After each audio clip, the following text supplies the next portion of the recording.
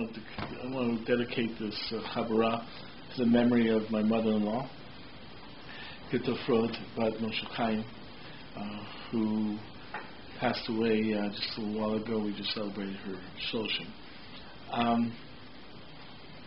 Naomi and I were looking through my father-in-law's speeches. My father was a rabbi in Kitchener, Ontario. And in one of the speeches, and it would seem to be from the 50s, he was talking about the revival of religion. And I found that very interesting. From an Orthodox Jewish perspective, the start of the Kiruv movement is usually pegged around the 60s, the early 60s, the beginning of NCSY, and Chabad. Eitz Torah or Sameach was late 60s, early 70s. But the fact is, my father-in-law was referring to a resurgence of religion in general. And what he spoke about was the fact that it really is a trend in the movement of history, where people go through a sort of like secular stage and then go through a religious stage. That's the way history has sort of developed over time. The Renaissance was a reaction to Catholicism, and then there was a certain puritanical reaction to the Renaissance, and so forth, where you have movements over time in reaction to religion, and so forth. And basically, what my father, I think noticed was in the 50s, there was a interest in general religion. We're not talking about Orthodox, he's just talking about general religious revival, most likely in response to the concern of the terrible result of secularism with the advent of the Nazis in יימח שמם. So the truth is that there's usually a movement of religion. And the truth is, in the last few years, we've seen such a movement of religion over time, with let's say, the advent of fundamentalism, perhaps as a response to the 60s, and the 60s perception of free love and so forth and so forth. There was a reaction in terms of religion, a lot of reaction towards relative morality with the growth of fundamentalism, and now there's a reaction to fundamentalism. In the sense that there's this movement back and forth in terms of religion. And the fact is that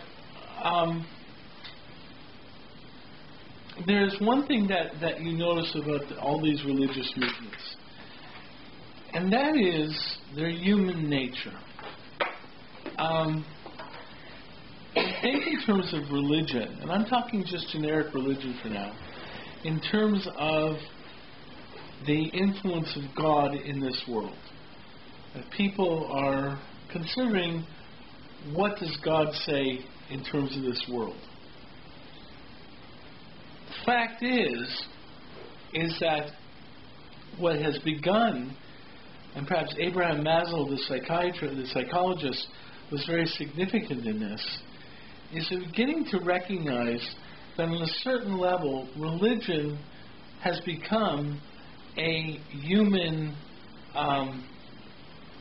endeavor. In the sense that with the movement of religion, there's a reason people are into religion and people are not into religion, and in a certain way, it is just a human characteristic. And Maslow basically developed that idea with his development of the idea that what religion is really all about is the desire for spirituality. So he said basically that it's a desire for spirituality. We have yoga now, we have other aspects to have this kind of state that people want, and we don't necessarily need religion to have this state anymore. But the fact is what he really has done and said is that religion is not really about God. Religion is about human beings wanting to do something for human beings. And that really changes the perception of religion. And what has begun to develop is an idea of religion basically being something that just highlights a different aspect of what human beings want. It's just another desire. I remember seeing an article about Mother Teresa. And it was an article, I think it was either Time or Newsweek, which really, really upset people. Because the theory behind this article was that Mother Teresa basically became Mother Teresa because of her own personal desire to re-experience a religious experience which she had when she was like 16 or 17, where she had this remarkably powerful, enrapture religious experience or whatever, and her whole desire, her whole commitment to her whole way of life was to try and again get this religious experience. And this is what she devoted her life to. And a lot of people were upset because people think of Mother Teresa as selfless and giving and so forth and so forth. What this article basically said was the reason this woman was into this is she wanted this religious high.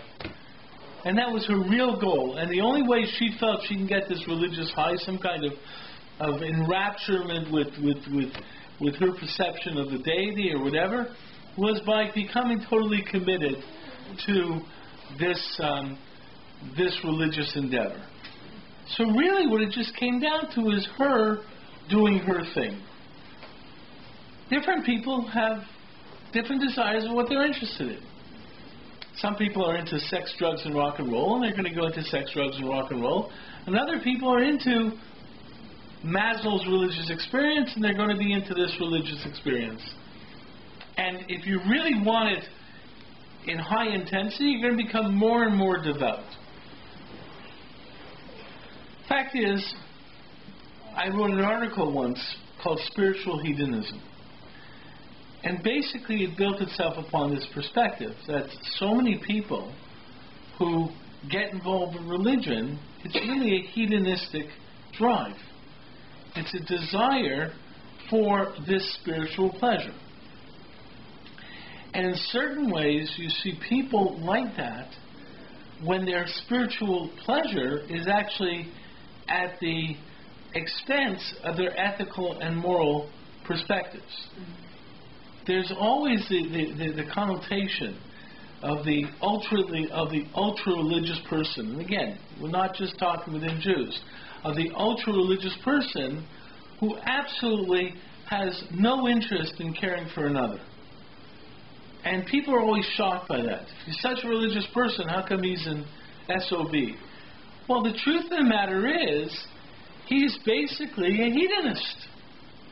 And his hedonism is his spirituality. And his spirituality means he's not going to care about the other person, because what he's really interested in is his own high. It just so happens his high is from religion. Fact is that in certain ways, this perception of religion can somehow explain the movement over history. Because what you have are people becoming interested in different aspects of what they want to satisfy their own human drives. So you go through a period of time where people are interested in satisfying certain human drives, more basic physical drives or whatever, and all of a sudden they become, certain, the extra Mercedes doesn't do it for them anymore. So therefore they start having this desire for spirituality. And then the spirituality takes them one way, but then after a while they sit there, the fact is society starts saying, well, wait a second, what about, going to the beach?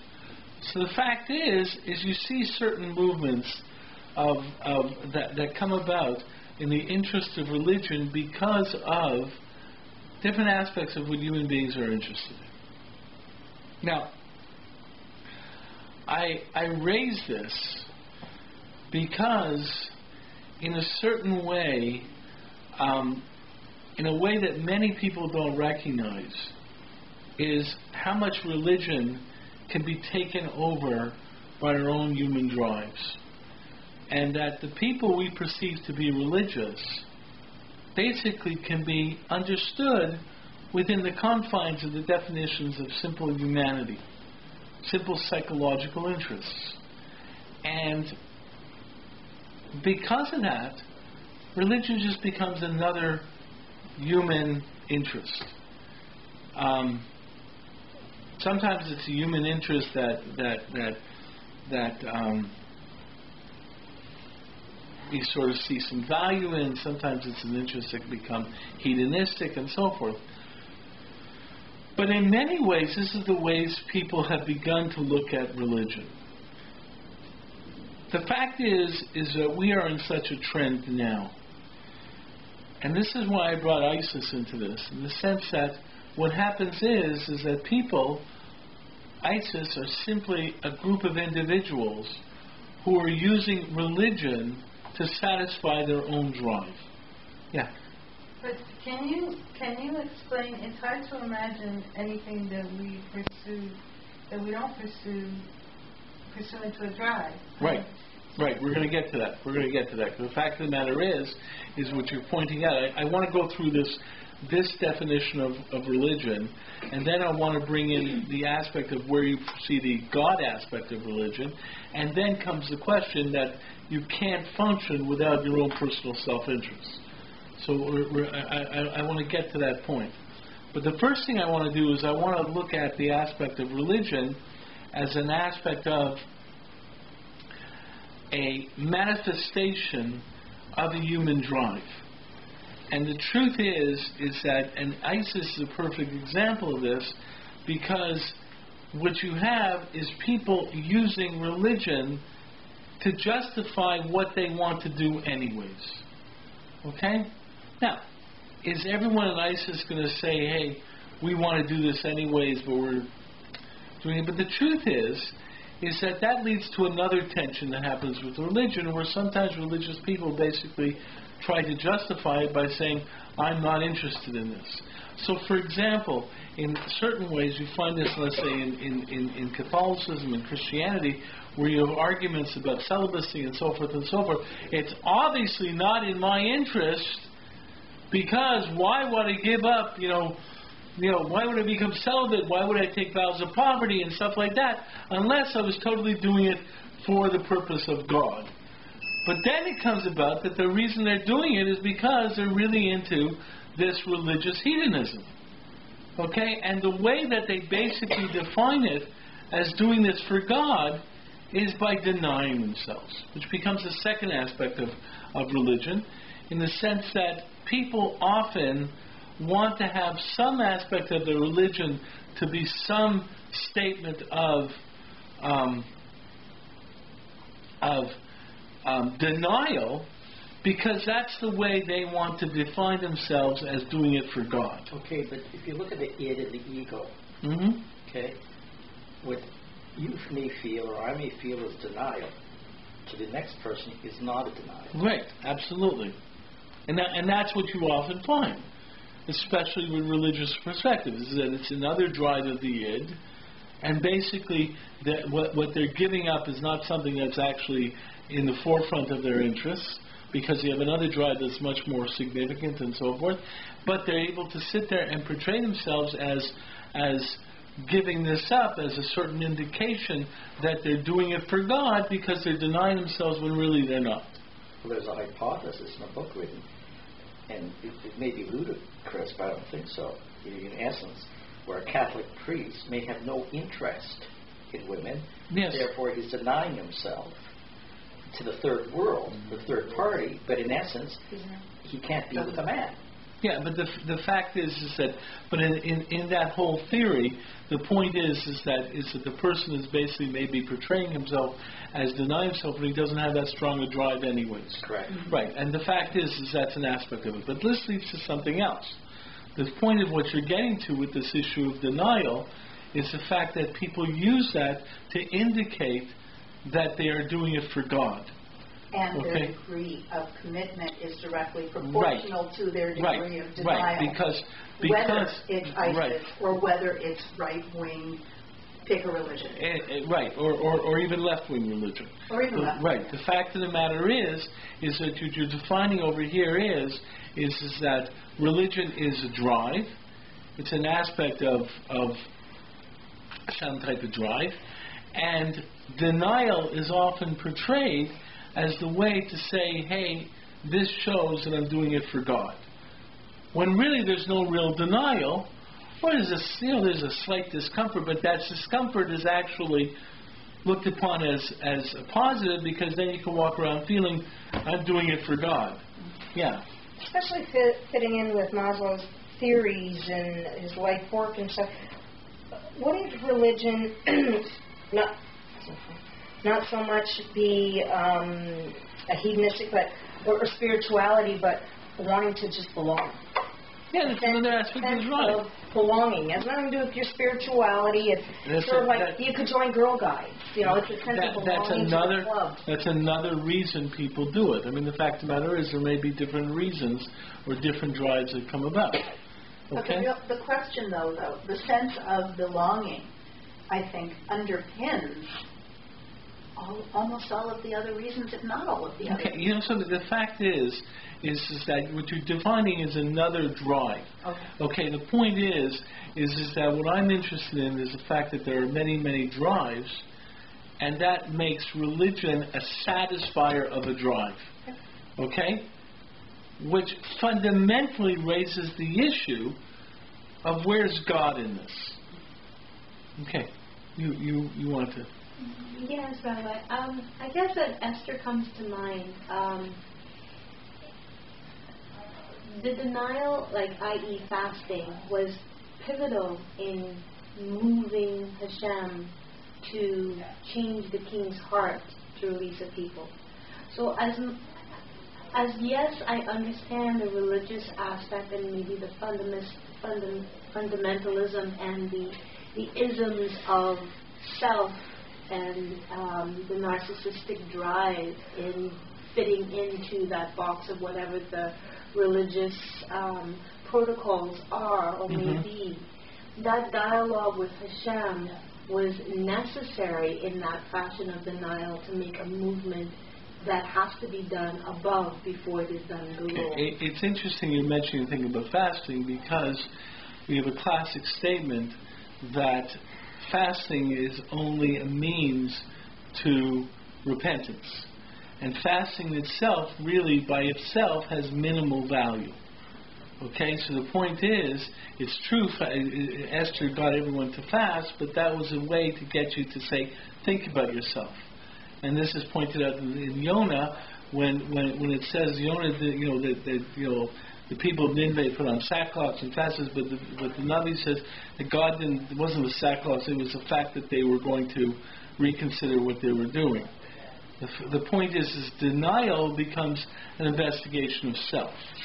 Okay, and the fact is, it's not the denial itself, but it's the denial leading to you investigating who you are and what really it's about, which we have to get to. Okay, because that really leads back to the place of yourself in the movement to where God is in this mixture and so forth.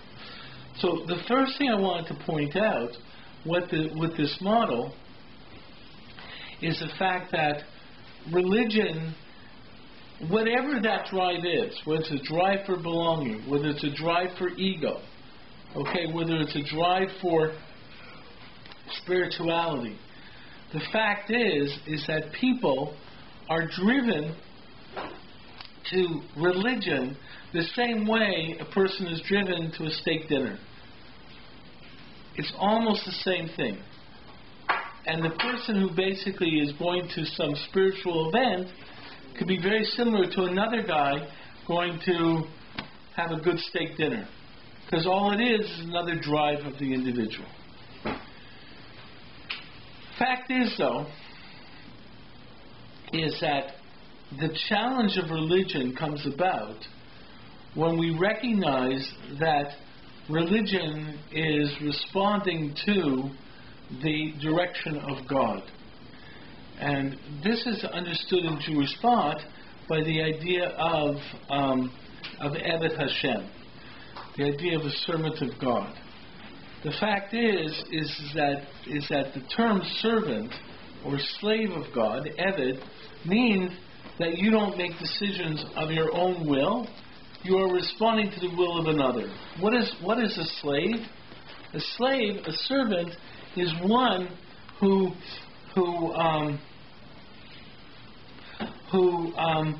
doesn't make his own decisions, but basically follows the decisions of another. The master makes decisions for the slave.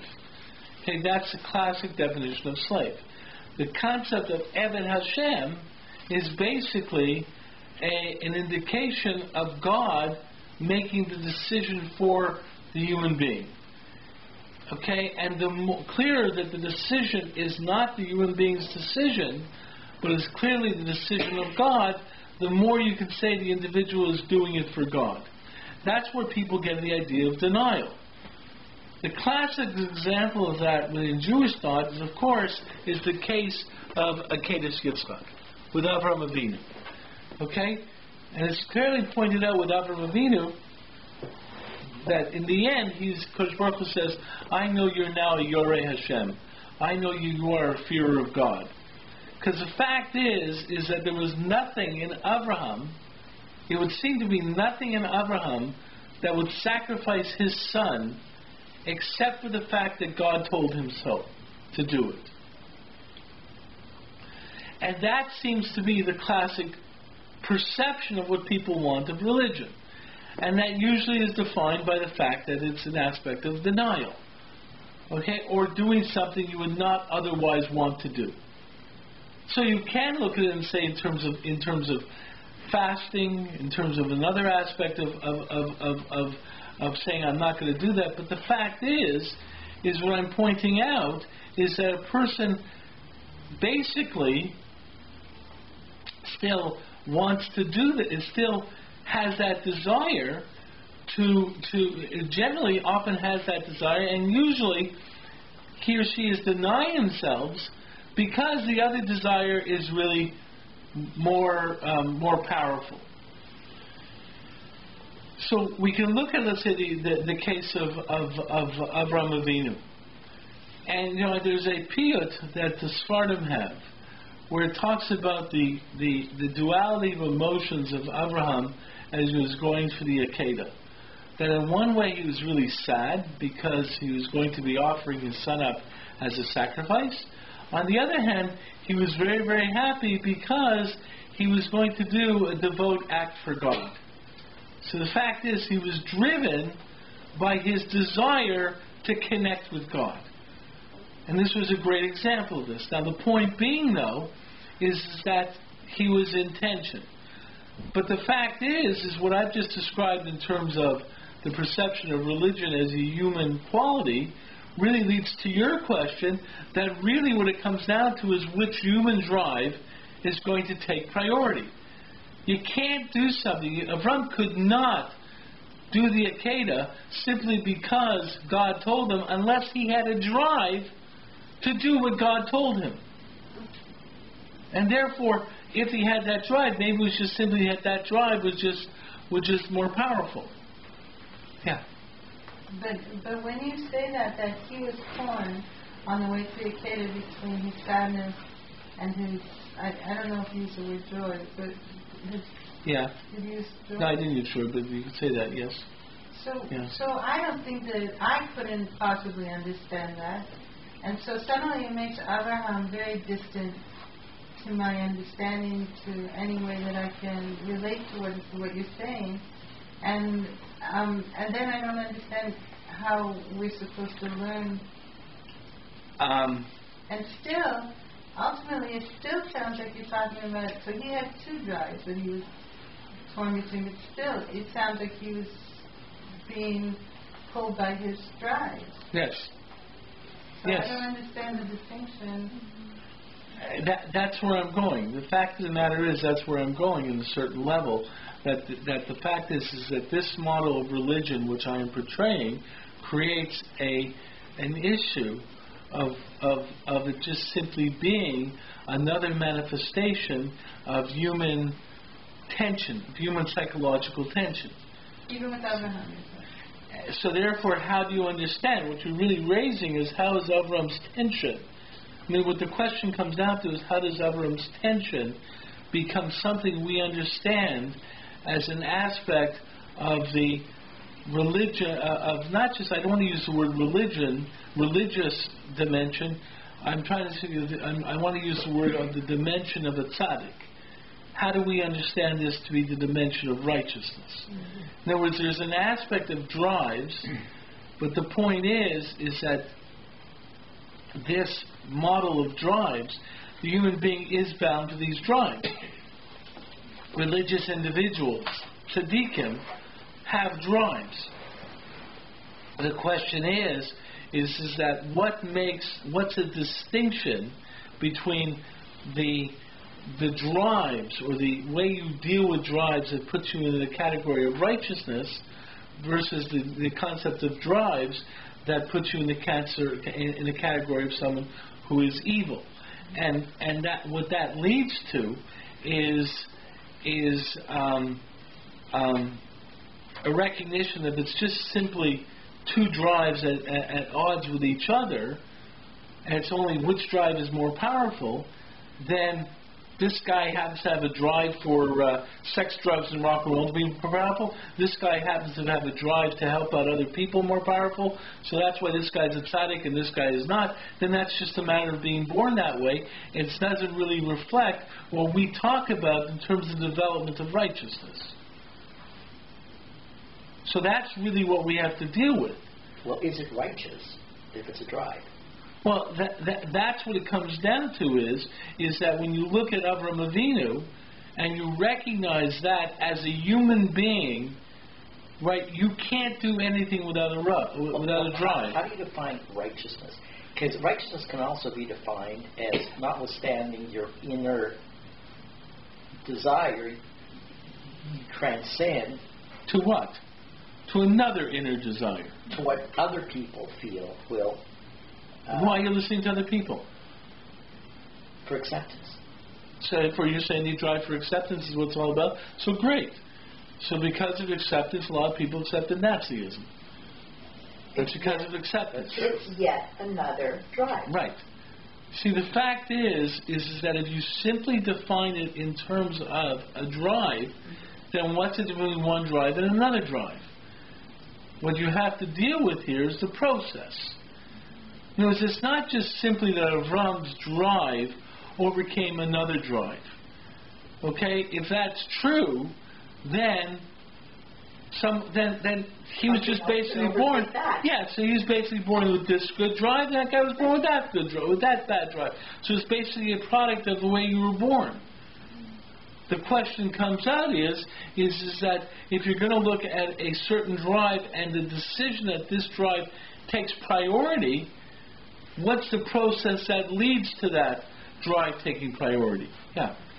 So he had these drives, and we're already past the process, which I'll get to in a second, at the point where he and Yitzhak are going to Moriah. What had gone on in his life prior to that was his questioning and playing with different issues about what is the force behind all of the things that are happening in the world. And he came to a conclusion, and we call that conclusion God or godliness or God's hand in the world, etc., different representations in verbiage. But ultimately, his discovery of God.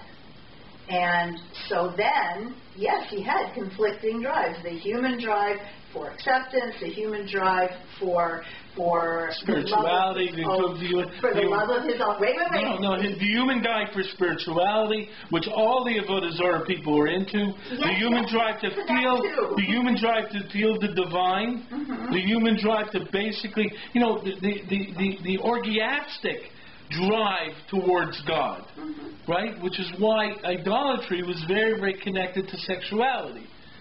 Because basically, if you look in terms of the idolatry, when you talk about the drive for idolatry and the drive for sexuality, which Gemara talks about both being removed and so forth and so forth, the fact is that they were both orgiastic drives. The point is that what really, when I say that, it's very strong drives for something. So the point is that, now I'm not denying that what you're saying in terms of the process, but the fact is the process has to be further defined. Yeah.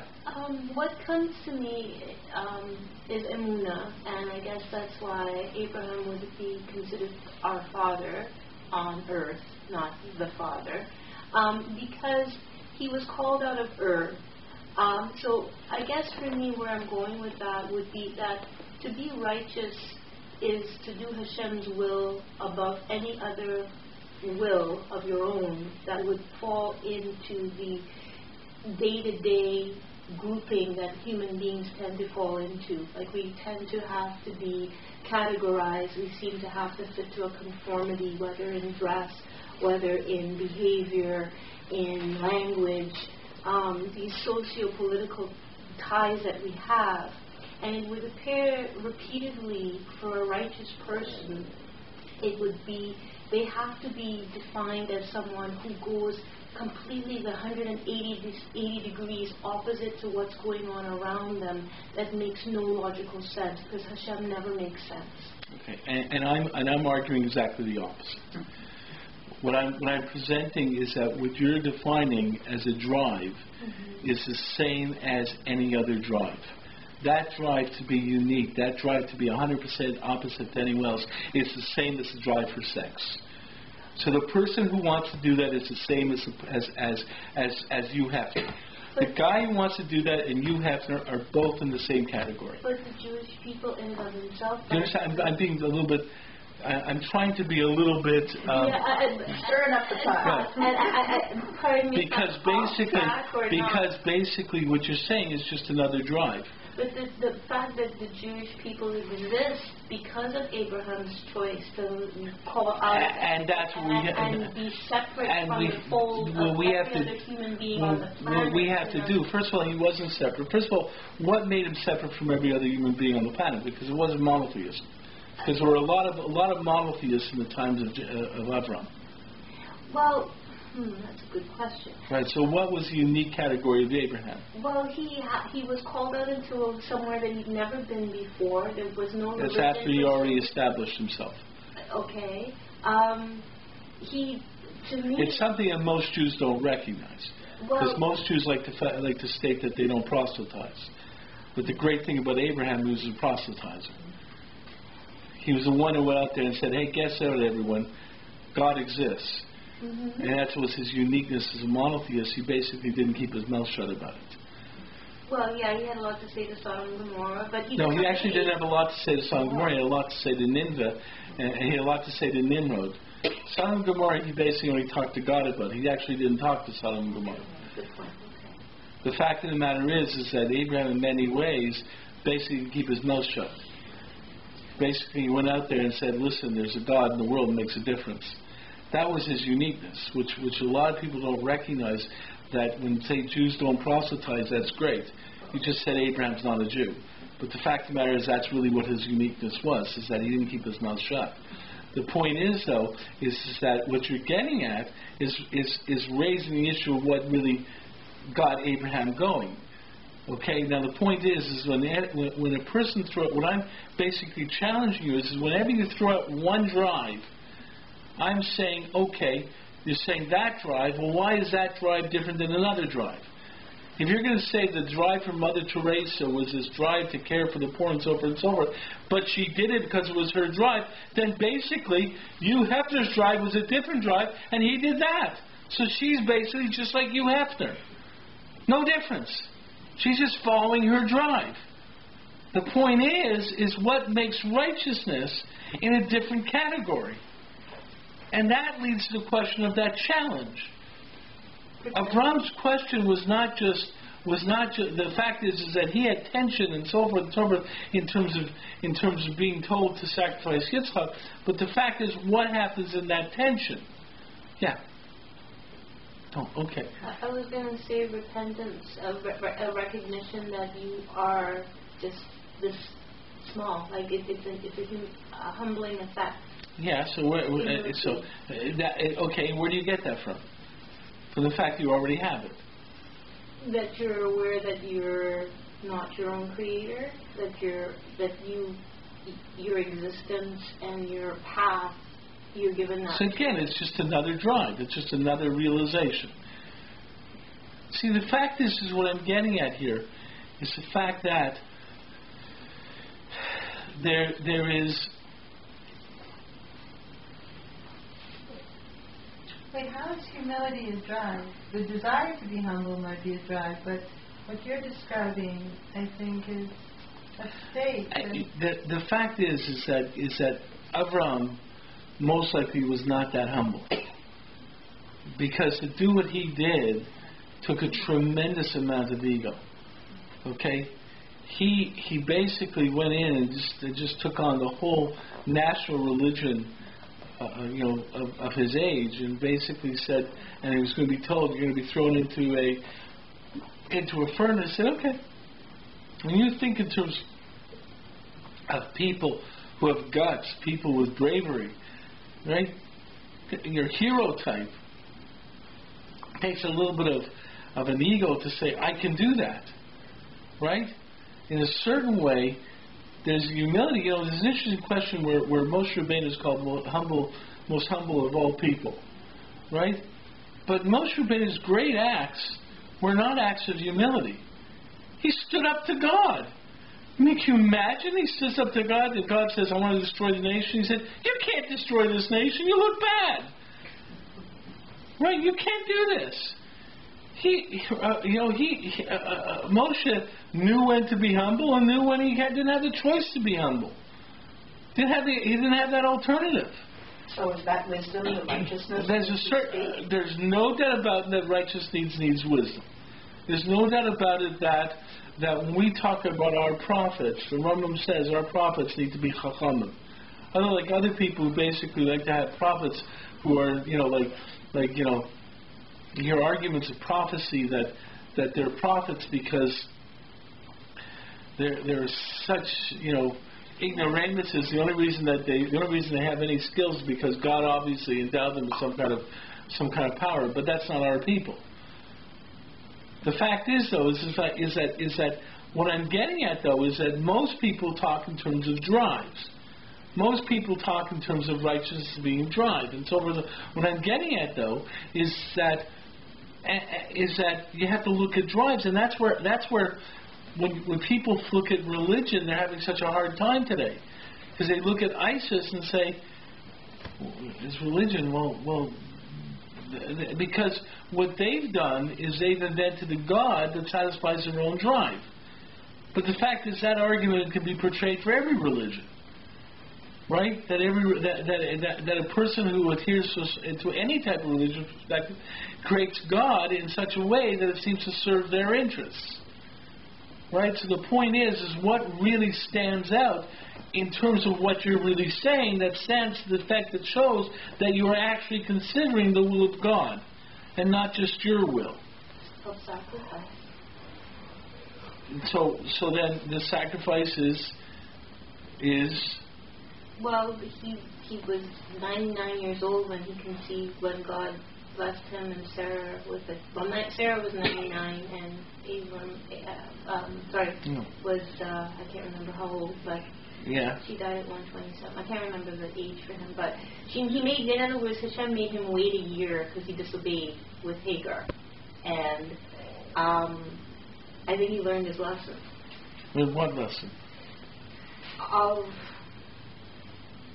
You need to wait for Ruach HaKodesh. I don't know. You need to wait to hear from God before you move forward. Before you can it can't come from you. It's like, as I said, to me, Hashem never makes logical sense in how we as human beings think and feel, because a righteous person does something completely outside of themselves. That whatever defines themselves, whoever they are. That righteousness takes them to another level that it's not definable by what they are. Then why is the person doing it? I guess as you seek Hashem's presence, you get called into How do you know you should be listening to it? You make it sound like you're possessed. No, that no. If you're making choices, and you're making choices based on your personal drives, then it doesn't matter. Your relationship with God won't deny your drive.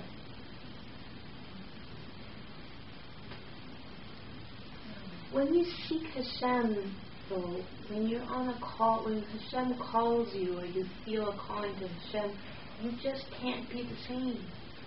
You just get called somewhere else. Why? Because His presence requires a different state of being. Why? As a human being. Because Why? you're aware that He is.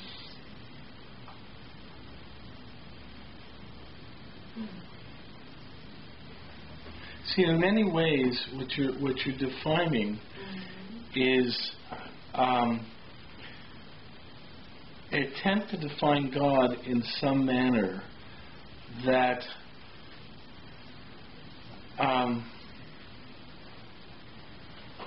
is human. No. It's. You want?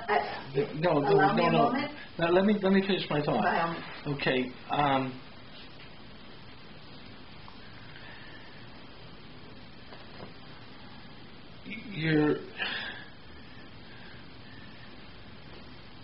You're attempting to avoid the issue by postulating a different reality or a different set of circumstances. In other words, and this happens all the time with religion, in the sense that there's a tension between the drives of human beings and listening to God, and there's this attempt that somehow listening to God has to mean something that is inexplainable or is sort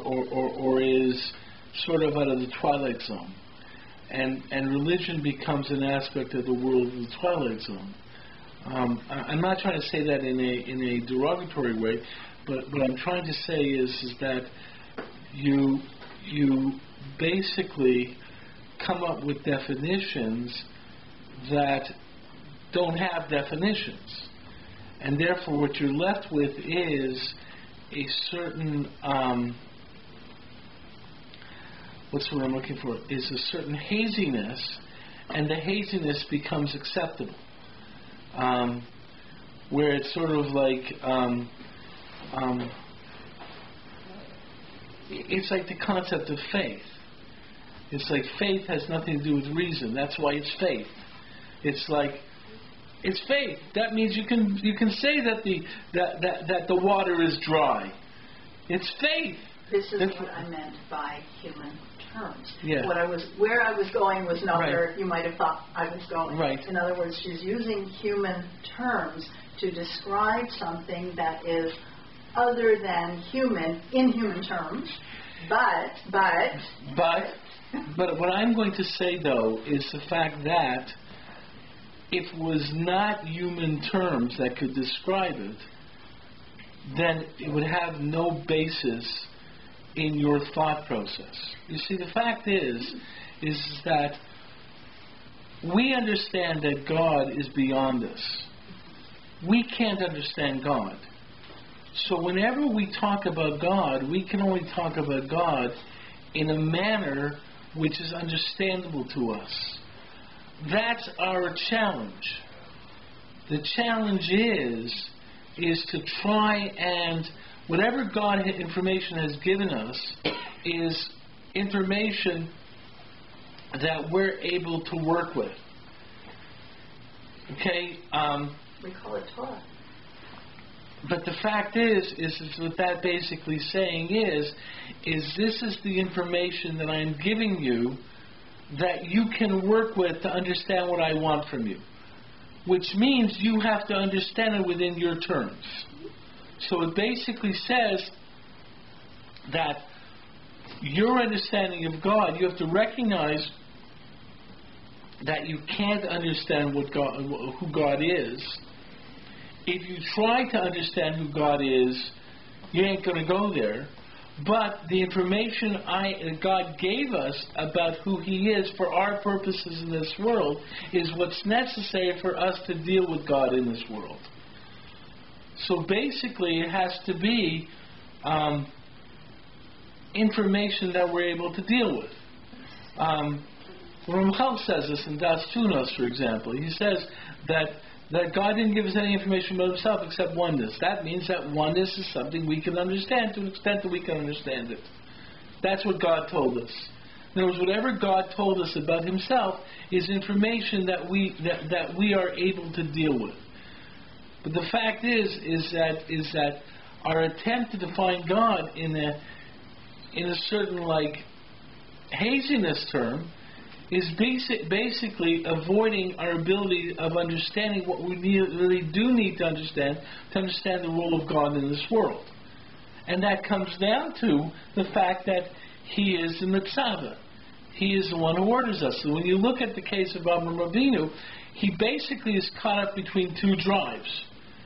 He has a drive to care about his son, okay, and he has another drive to say, I want to do what God wants me to do. And this is the tension that he exists in. And the fact is somehow how he deals with that tension somehow points out the righteousness of Avraham Avinu. But what is that righteousness? And it comes down to something that has to do with how he deals with his drives. Because that's what we're caught up with. So it seems to be the willingness to overcome the human drive to care for his son. Wait. Or to go to the edge of wanting to fulfill the drive to serve Hashem. Right. So therefore, until the point when Hashem says, don't have to do it. Okay, so one drive, what you're just doing is saying one drive is more significant than the other drive. It's how he processes it. How does he process it? He ultimately seems to, human terms, I'm constrained by human terms. No, you have to use human terms. I agree. He seems to reach the decision that Avodat Hashem is the higher purpose, and that is beyond his human drives. Right. How does he make that decision? Because he ultimately is seen to... How does he make that decision? I'm stuck. Yeah? My thing is boils down to Emunah, because faith is that which you believe in. Avram did not have faith. If Avram acted on faith in the Akedah, he'd be totally ignored as a Jewish model. Avram, it was not an issue of faith. Faith has no basis in the Akedah. Absolutely none. Faith has a value in Christianity. Faith in terms of Judaism has very minimal value. Okay, why? Because faith, as understood, means you don't have knowledge. Avram didn't act on faith, he acted on knowledge. What was his knowledge?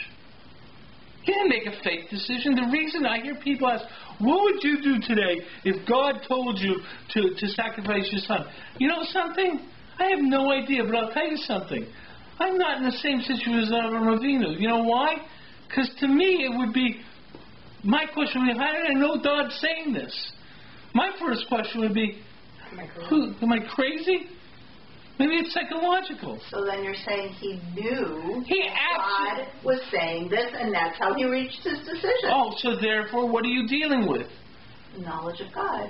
Knowledge of reality. In other words, God said. How did God know? He said because Avram spoke to God.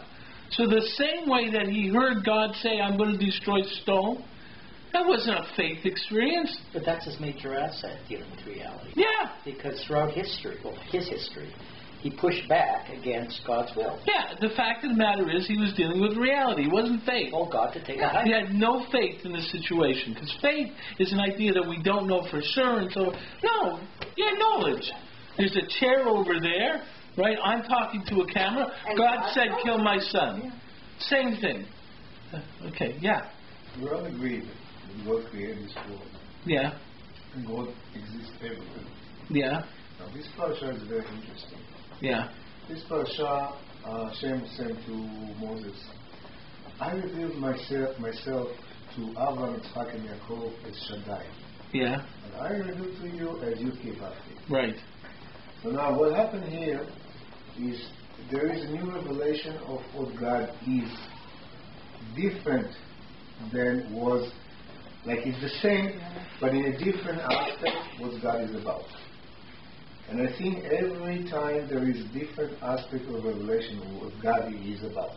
So, now, I find it very interesting that we can talk so easily about Abraham, because his revelation of God not revealing as we have today the revelation. Today we have some revelation that done over the 3,000-4,000 years that make. What revelation of God do we have today?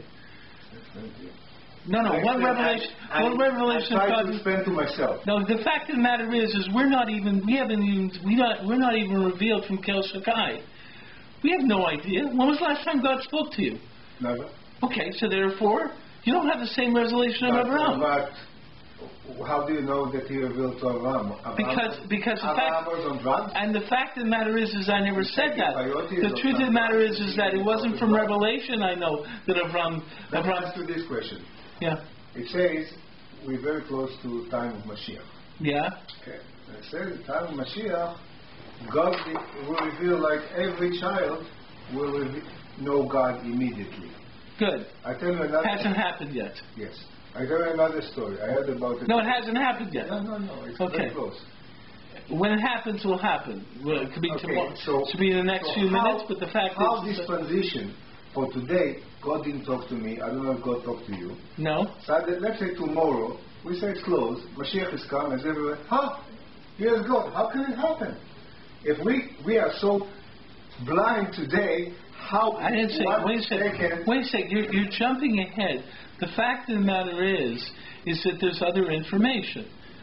My knowledge of God comes through the education that I developed. It's the education through wisdom. Where it came from, this education? It started with revelation, but now it's no longer through revelation. No, I know, but where your education? Yes, the original education came from revelation, but I was not party to that revelation. Okay, I was party to the education that flowed from revelation. Therefore, I can only know God through the education I got that was passed on through the Masorah. There was one, Arizal, I think, was trying to figure something, many like 3-4 weeks, and he came to understanding some answer. Fine. He came to someone, Amcha, simple person, okay, and asked him the question. And the guy knew the answer immediately like he did. Fine. So he was so surprised. He said, I'm so learned, could understand it in 3 weeks. This guy understood it in 1 second. Right. What happened is, because someone brings the information to you, then it's easier for you to understand. Can I tell you something? No, one second. No, one second. You're telling me a story from the Arizal. Yes. Right? Okay. What proof do you have that story is true? No, nothing. Okay. So the fact of the matter is that from that story, either the Arizal was a fake, or that story was a fake. Okay, because if you really think that the Arizal would spend so much time knowing something, and then he can go up to a Pashut Yid and be told something so simply, then either the Arizal missed the boat, or this guy missed the boat. The fact of the matter is I don't buy the story. Now the truth is that what am I really pointing out to? You're telling me a story. When I'm sitting there and saying, the fact is that story is information. It's part of the Masorah. No, because I've just rejected it as part of the Masorah, right? You've rejected that part of the Masorah, but you haven't rejected the fact of the matter is that you because to me, the Masorah, it must be subject to intellectual investigation. Okay. So the truth of the matter is that if I'm going to be told something as a Masorah that makes no sense to me, I understand. I'm going to sit there and say, wait a second, what does that mean? Now, maybe there's some other reason for it, but the fact of the matter is, if you can't understand that the Arizal didn't understand something spent weeks trying to understand it, then goes up to a Pashto Yid, and the guy's got the answer. If you can't understand... No, I didn't say that. What? He found the answer. And then he went, asked some, and then the guy knew the answer immediately. Yeah, and the fact is, you're right, and to me... The conclusion is that because you brought the information down to this earth, Abraham... The reason why Abraham was so unique because... Okay, so I'm not buying that conclusion. Okay, let me ask you this question. Yeah. There was Adam. Yes. Remember the story of Adam?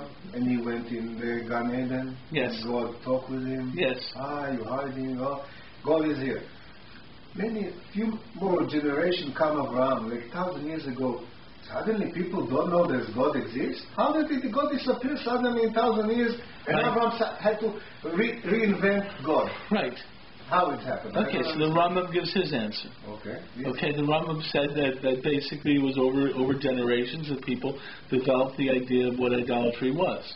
The fact is they basically said that it wasn't that they rejected God. They said there were other forces besides God. God created other people in charge, and so forth and so forth. And eventually, over the years, basically people changed and basically forgot about God. They just remembered the emissaries. That's the Rambam's explanation. So what today?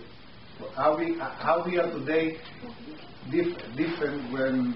Yeah, because we lived through. Because the fact is, we lived through generations, and we have a lot of questions. You don't have answers. I think in many ways, when you see the Gemara saying "Teku," we got to wait for Eliyahu to answer the question. It basically means we don't have an answer, right? But the fact is, what I'm getting at is, I'm getting back to the question of faith.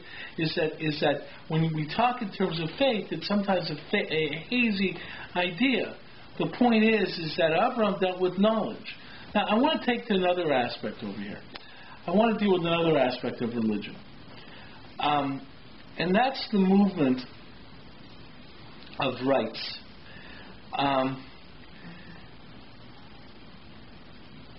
In the American Constitution, it says the inalienable, right to what is it? Life, liberty, and the pursuit of happiness. It's the inalienable right. Mm-hmm. The reason liberty became so significant is because religion was actually the opposite of liberty. Right? The serf, what? Church of England. Before that, there was the Catholic Church. Religion basically serves the purpose of maintaining servitude.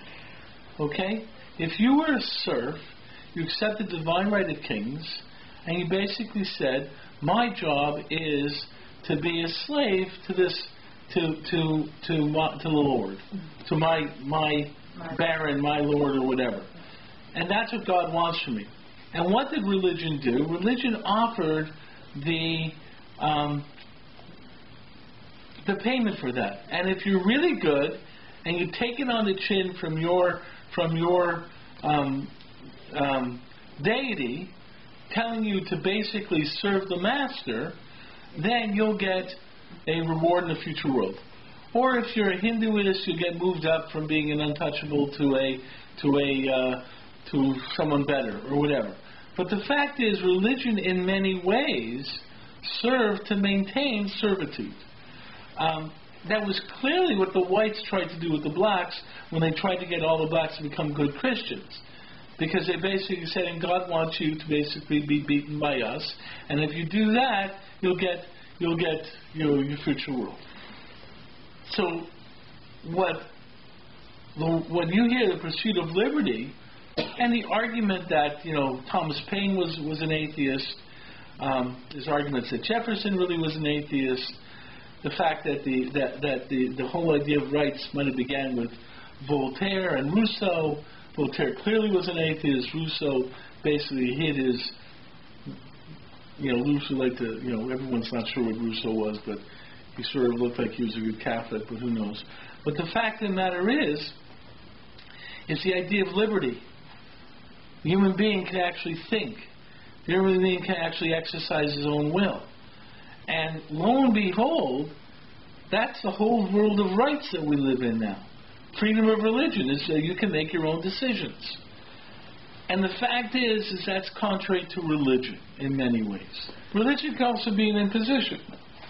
We can offer up the idea of serving God. And we make it, the fact is we can either define this idea of serving God in a hazy way, sort of like by trying to actually get you to basically say deny yourself because you're going to get something in the future world, or you're going to say, or basically you're going to lead to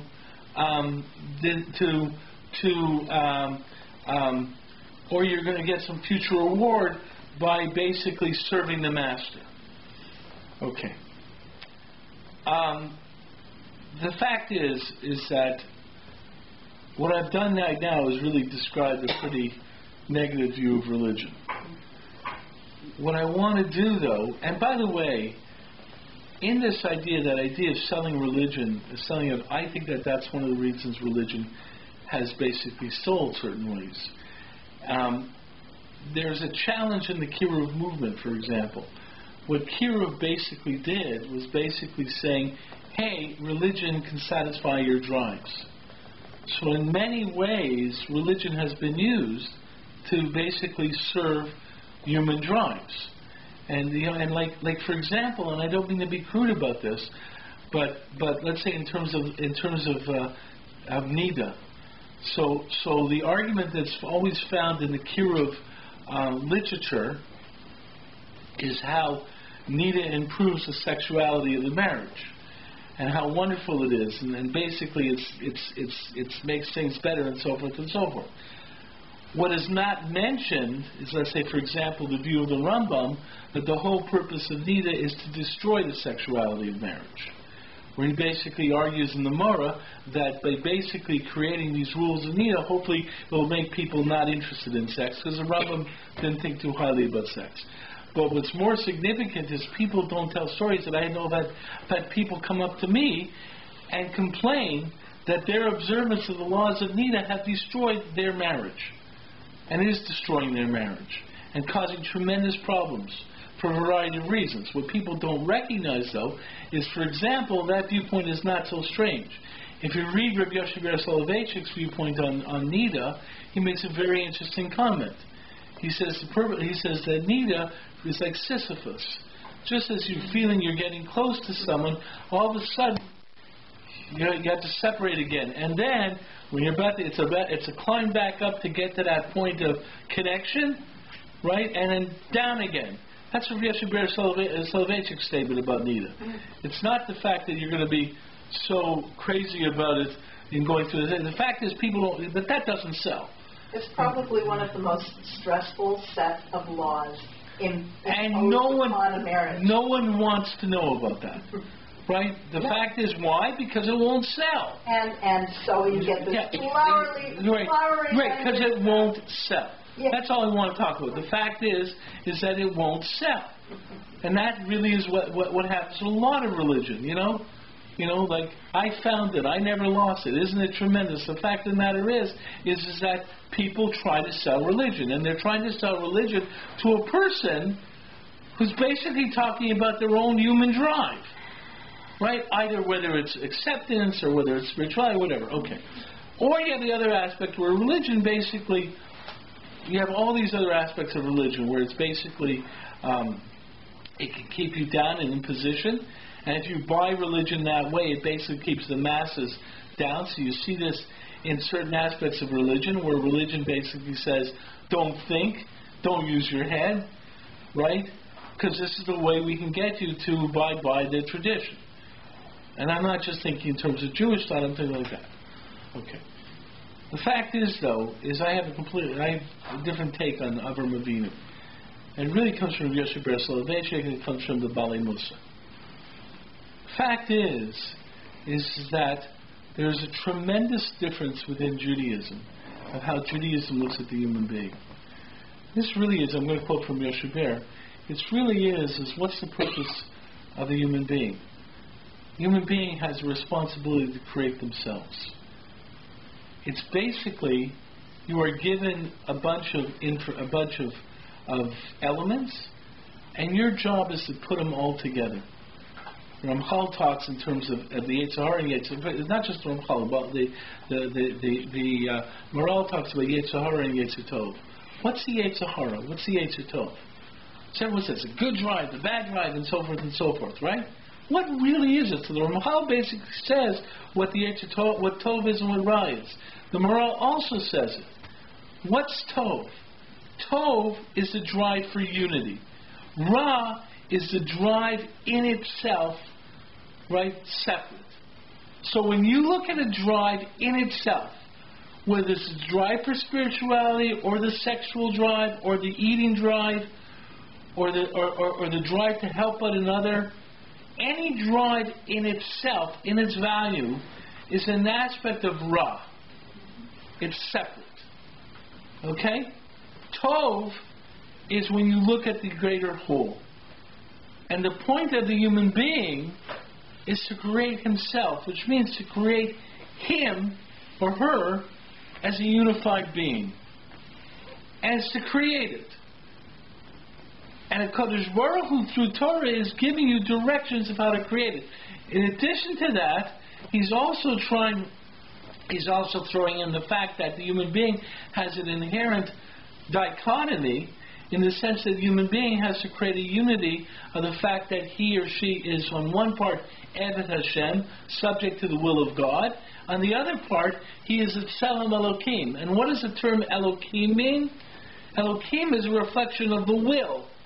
So when you say Tselem Elokim, you're basically saying the human being has a will.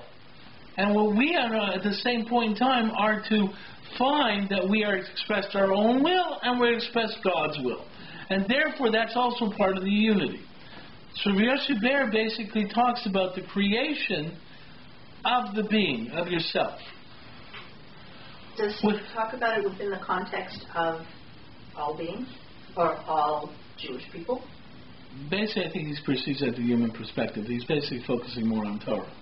But he's basically thought, in other words, singular human being in unity? No. Or unity within the context I would think of? both. Basically, his focus is much more on the singular human being. Okay. When you think in terms of halachic man, he's basically saying this is halachic man.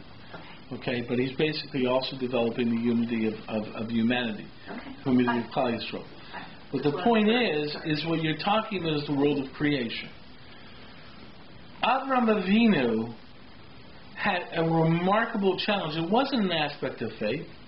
He had God telling him that an aspect of his being was to sacrifice his son. And this was a tremendous challenge to him. Because at that point in time, that statement went contrary to everything he understood till then. So he basically had new information. Okay, it would be similar, Lahavdil, to, let's say, when they started seeing light bending around the sun, and they had to throw away Newtonian physics.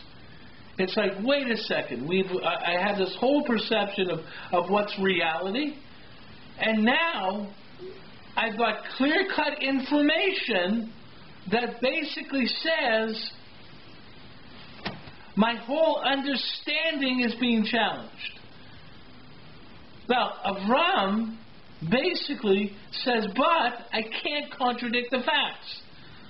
Light is bending around the sun. So the truth of the matter is that he basically said, okay, this is the fact, but now he's still struggling with trying to put it all together. And he doesn't have an answer yet, but he had to struggle with it because of the purpose of him understanding. Now, at the same point in time, there's a medrash that says that Sarah Imenu was furious at Avram.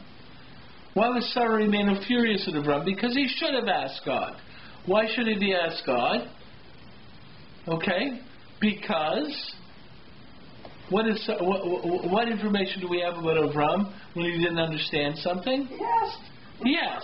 So the truth of the matter is Sarah Imenu was furious. He says, I don't get it. So it was blankly bent in stone. You say, Hashofi kol haaretz lo yaseh mishpat, the judge of the world won't do justice. And for your son, that's tzaddik, you keep your mouth shut? You should have asked God. Okay, that was Sarah's major challenge, and that was. But Avram does ask the question right upon the conclusion of the event. So the question exists. Is the question he asks is that I don't get it. He said, the famous Medrash says that right at the conclusion, he says, I don't get what happened here. You said Yitzchak was going to be my progeny is going to come from Yitzchak. Then you tell me to kill him. I didn't get it.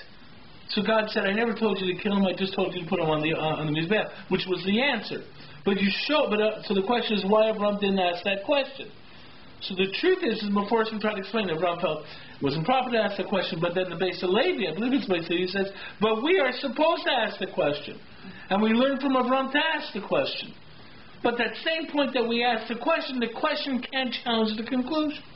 The conclusion was there where he understood God said do this. Now the point is that you're now dealing with this idea where you're basically working with ideas. Well, what's this all about? It's the creation of a human being. Now the fact is that's really the Muslim movement. The Muslim movement is a world of introspection. It has you challenge yourself, has you look at yourself, has you look at your various drives and figure out which drives have priority, which drives don't have priority, how does halacha fit into this, and the challenge of self.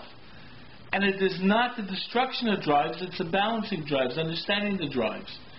And therefore it comes to an aspect of weighing it and figuring out what to do under the direction of Torah.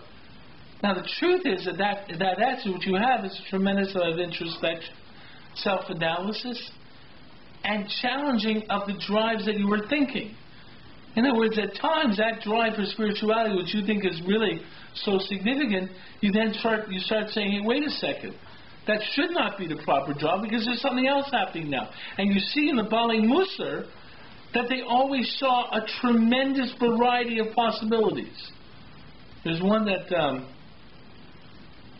one we just read, right? From Israel Salanta, right? What was the case over there with the one that he was very quick. He was very quick. He was very quick on doing. No, he was very quick on doing something, on doing a mitzvah. So he didn't get tzedakah. No. You had another case where he did something, where he said something very quickly, and people were shocked that he didn't didn't seem to put all the kavanah into it. Oh no, with that woman who was, I forget what it was. Okay. Like the fact is, you balance out these different. Oh, I forget what it was, but there was a case of Strauss Lanter where he basically hurried up on something because he said that if I would have taken my normal intensity and so forth, it means the person would have waited and that person's hungry. Okay, I'm not going to. I think he said a kiddush much more quickly than he usually did because people are waiting to eat and he didn't want to. But the fact is that.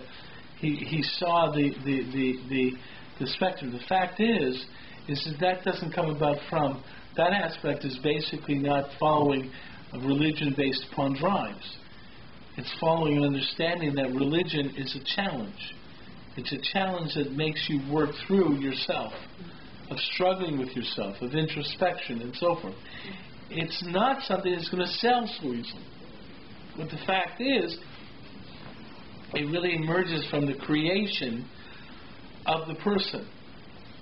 You are entrusted with God, by God, with creating yourself. So, Elizabeth? So what Elizabeth was saying, that experience, I'm not sure if I'm going to say it the way you do, but the experience, almost a visionary experience where you feel that your life is different because you have a sense of God's presence. Yes. So you're saying you have a responsibility at that moment not to remain within that abstract state, but to in many ways, Elizabeth's argument is very real. The fact of the matter is, there's a lot of depth in what Elizabeth is saying in terms of the challenge of dealing with the religious directive and so forth and so forth. The point being, what I was really trying to do is exactly what you're saying, is that then you have to concretize it and sort of say, okay, what do I learn from this? How do I take this into reality? How do I apply it tomorrow in in a more concrete fashion. So the truth of the matter is that the religious person in the end does not seem to be someone who is. I think through the process of questioning, you're going to be in somewhat of a haze because you're not sure what's happening. Right? Avram, while he's going on his way to the Akedah, is saying, I don't have an answer for this. This doesn't make sense to me. Okay? There's an aspect, by the way, if you want to use the aspect of faith and idea, I'm not saying faith, is that he does trust that God has an answer. He doesn't share that answer right now. He still keeps going. He still keeps going, but he doesn't keep going because listen, since it's God's conclusion, he's told me that he has an answer. I have to believe he has an answer to this. Which is why at the minute that the event is over, he asks God, I want the answer now. Right?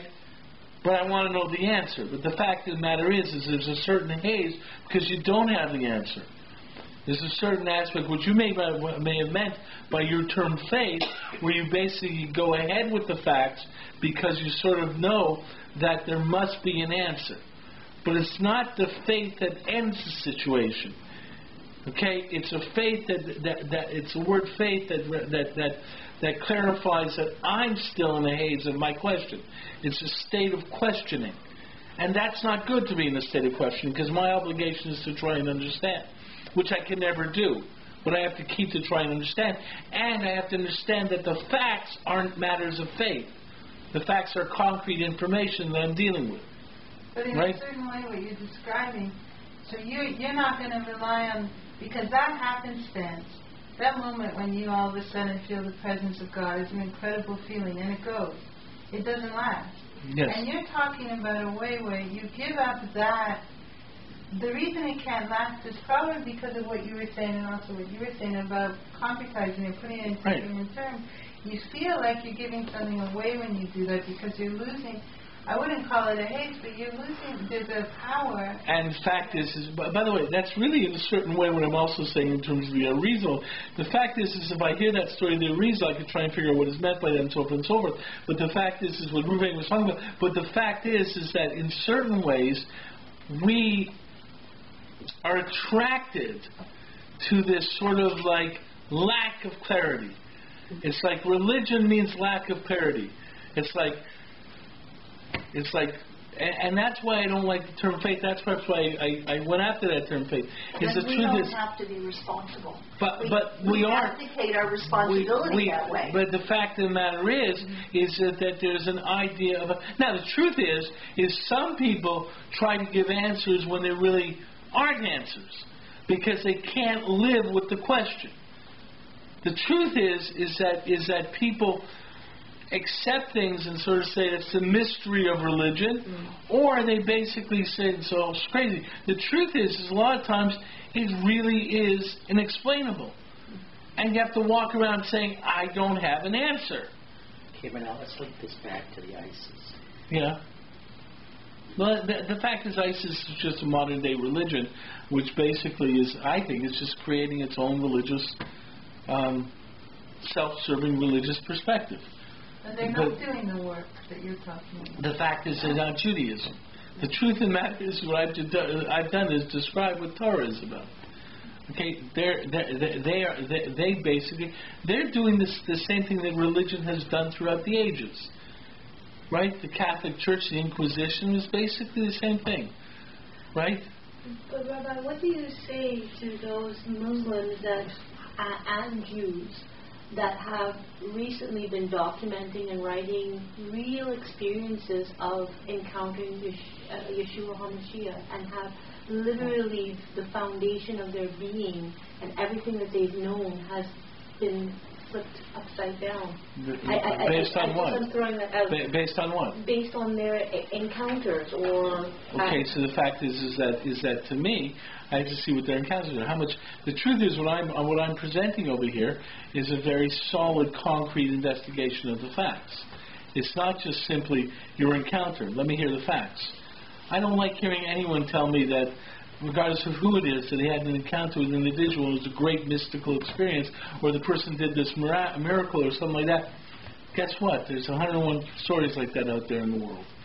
The truth of the matter is on your concept. The truth is that in the end, it goes beyond that. The truth is that in many, many ways, my own understanding of God is very personal. And it's my understanding that God's evaluation of me is also personal. So the point is that I don't say that anyone else is going to heaven or hell, because I have no idea. I have no context. I don't know what that person's inner turmoil is, inner questions are, the way he was born, the way he was created, and so forth and so forth. At the same point in time, I don't want anyone telling me, because they don't know what I've gone through. And the truth is, it's between me and God. And the fact is that in so many ways, what happens with a lot of people, in especially more fundamentalist religions, is that they almost have to declare that, I'm going to heaven and you're not. Right? Like based on what? Okay? And based on one analysis. The point is that only you know the challenges you're faced with. Only you know your psychology, and even you don't know your psychology. So the truth is that you have to deal with your own issues. And your own issues is where it starts with is the recognition that God has presented you with those issues for you to work out. So you would say, based upon the talents and abilities that you have. So someone told you they had a mystical experience. That's up to them. And if they ask you for direction, where do I go from here? I don't know. How would I know? Well, if they asked you, what should I do with this mystical experience that affected me? The fact is I would sit there and say, well, analyze what you think is a mystical experience. Why is it a mystical experience? What are you supposed to learn from it? What does it tell you?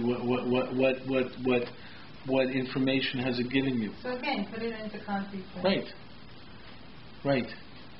But the fact is those concrete terms are very much the aspect. I think the key point is the recognition of the creation of self. See, one of the major points about I always wanted to write a book on Judaism. Okay? The name I always wanted to give that book was Man in Search of Self. Okay? Which may seem like a very strange title for a book on Judaism, but really it's what Judaism's about. It's about your search for who you are, because God has created you to make yourself, to create yourself. And the fact is that's a tremendous challenge, and it's a tremendous challenge for each person as an individual, with a tremendous amount of issues involved and so forth. And the fact is the information that we're given is to assist us in that task. But in that regard, too many other people basically are using religion for their own, hedonism, for their own self-aggrandizement, for their own sense of some worth. And the fact is that, you think about why a lot of people turn to God and the future world. It's to basically find some meaning in this world, because they're in tremendous amount of suffering in this world, and I understand that. So you believe that if you suffer here, you're going to get a future world. The point is, though, is that why is God putting you here? What's it about for you? And the truth is that we hope that we're supposed to grow here, and we're supposed to grow not in a suffering way, but trying to understand God. Okay. But aren't we called to worship and praise Him, regardless of our understanding of?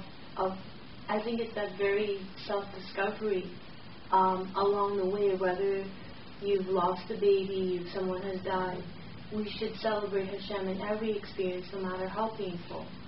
And I think that in of itself is a huge challenge. The question is how you do that. The question is how you do that. And the fact is what I'm offering is that a lot of times people do that, and it doesn't deal with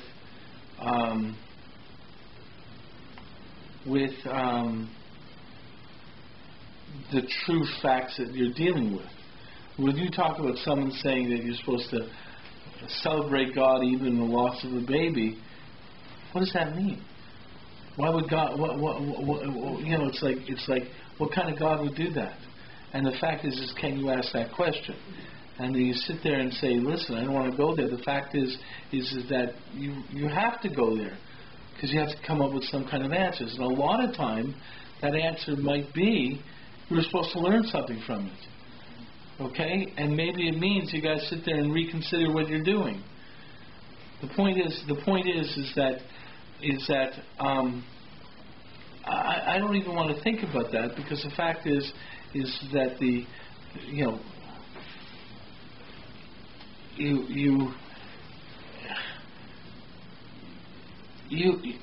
when you say you have to celebrate God, maybe it has to be that you have to recognize that God always has a purpose and has a benefit, but you don't understand it, and therefore you walk around in a haze because you don't understand it.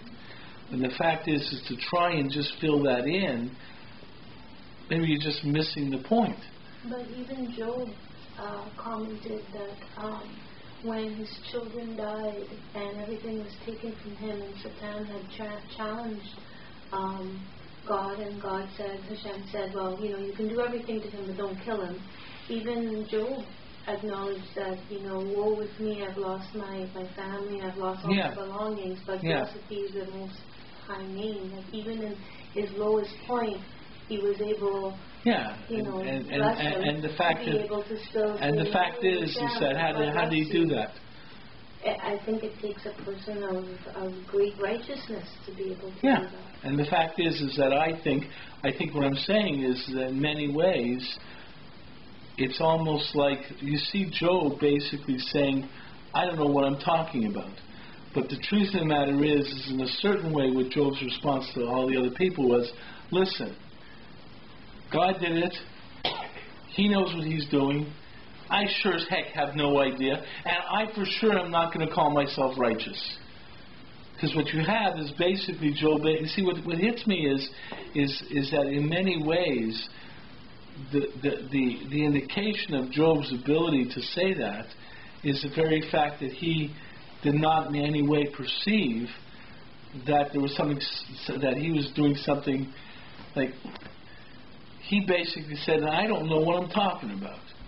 He basically understood, I really don't know, that, this is, it's almost like a fatalistic aspect in Job, if I remember correctly, that it's almost like a fatalistic aspect. This is reality. God knows what he's doing. But wouldn't the same have been said for Aaron? Aaron, for sure Aaron did the same thing. But the fact of the matter is that Aaron was extremely bereaved, and there's a difference between it's a difference between saying God must have a reason, but I sure as heck don't understand it, and I'm going to feel terrible about it. Okay? I'm sure God has his reasons. It's a very fatalistic aspect in terms of Aaron, if you really think about it. He basically is not in any way, he's not showing any understanding. He's basically saying, and then everyone else tries to explain it. Okay, all the commentaries try to explain it, and you're always left with this. Now the answer is always, that's a difficult one. The fact is that Moshe Rabbeinu always argued with God, I really want to go into Eretz Yisrael. And God said, too bad you're not. Well, it wasn't this tremendous, religious high of, God, whatever you say is wonderful. It's like, I'm not happy with this. Right? I am really upset about this. But you're God. You know what I mean? So it's a very different perspective. In the sense that what you're defining is that Job seemed to have some elation in this conclusion. I'm not sure if he did. I'm sure he basically said, yeah, these are the facts. And he basically got angry at other people and said, listen, you're trying to give explanations so I can come away walking away pretty good with this. I'm saying, listen, basically I don't understand it. These are the facts. And I'm not going to project an answer which is false in order to make myself feel good.